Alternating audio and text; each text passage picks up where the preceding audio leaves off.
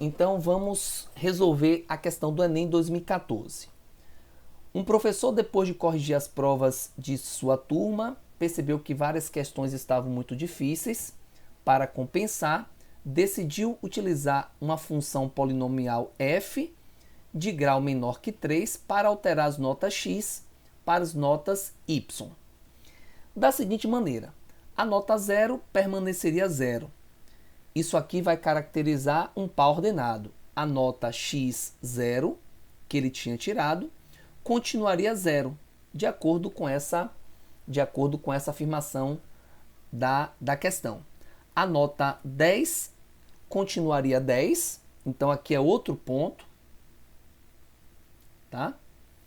E a nota 5 passaria a ser 6.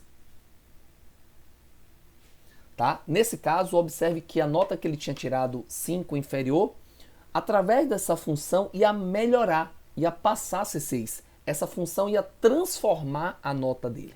Tá? A questão pede qual é a expressão da função f de x. Bem, quando você olha para as alternativas, você percebe que só poderia ser uma função do primeiro grau ou do segundo grau. Aí o que é que eu vou fazer? Eu vou assumir que pudesse ser uma função do primeiro grau. Aí quando você olha para esses dois pontos aqui, ó, quando você olha para esses dois pontos, você percebe que nos dois casos o y é exatamente igual ao x. Então, supostamente, a função do primeiro grau que passa por esses dois pontos é a função y igual a x. Porém, eu já sei que a resposta não é essa, inclusive apareceria ali na letra E, eu já sei que a resposta não é essa, porque tem que passar pelos três pontos. Pelo ponto 0, 0, pelo ponto 10, 10 e pelo ponto 5, 6. Só que eu sei que o ponto 5, 6 não pertence a essa função. Aí você pode perguntar, Droldo, mas por que não pertence? Não pertence porque para pertencer à função, o y e o x tinham que ser necessariamente iguais. E não é verdade.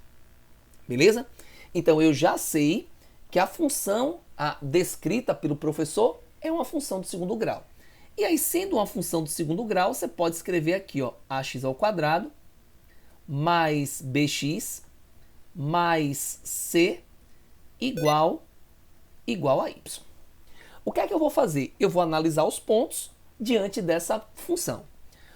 Como o primeiro ponto é a origem, então ele está dizendo que essa função do segundo grau passa pela origem, eu já posso garantir que necessariamente o c é 0.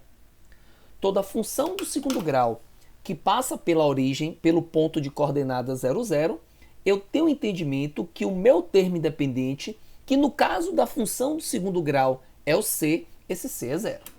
Tá? Então, se você quiser, você pode reescrever a função da seguinte maneira: ax ao quadrado mais bx igual a y. Agora, o que é que eu vou fazer? Eu vou pegar os outros dois pontos e vou substituir e vou constituir um sistema de equações. Então, ficaria assim, ó. A, no lugar do x eu vou botar o 10 e no lugar do y eu vou colocar o 10. Substituindo o primeiro ponto. O segundo ponto, 5, 6, eu vou colocar no lugar do x o 5. Cuidado, porque ao substituir, você tem que substituir na equação da forma que ela aparece, tá? E no lugar do y, eu vou colocar o número 6. Como eu falei para você, ó, a gente acaba formando aqui o quê? Um sistema de equação com duas incógnitas, tá? Bem, aí eu peço para que vocês observem entre as alternativas possíveis, A, B ou C, observe que o coeficiente de x ao quadrado, em todos os casos, o coeficiente de x ao quadrado em todos os casos são diferentes. Ó, observe que o coeficiente de x ao quadrado em cada um deles é diferente.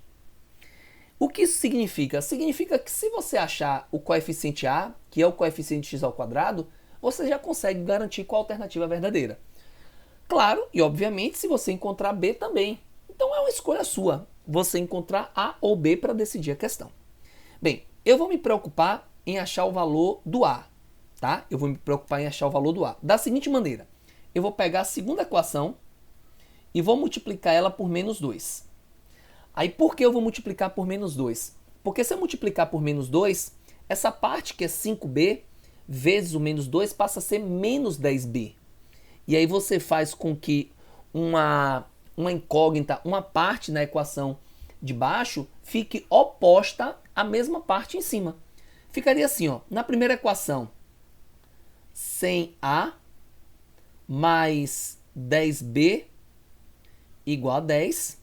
E na parte de baixo vai ficar aqui 25a vezes 2, vezes menos 2 vai dar menos 50a, menos 10b, igual a menos 12. Claro que você poderia simplificar a primeira equação também, tá? De repente você pode simplificar de maneira que você consiga ficar com o valor oposto. A ideia não é somente essa, multiplicar por menos 2, tá? Bem, agora que eu multipliquei, eu vou resolver o sistema usando o processo da adição. Esses dois termos são opostos. Então, ficaríamos com 50a igual a menos 2. O que você faz no primeiro membro, você faz também no segundo.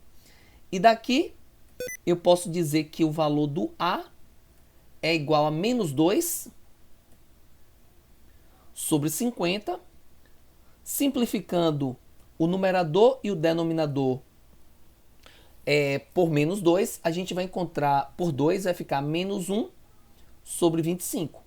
Observe que a única alternativa que oferece o coeficiente a, o coeficiente de x ao quadrado igual a menos 1 sobre 25, é exatamente a alternativa letra A, que é o gabarito dessa questão. Tá certo?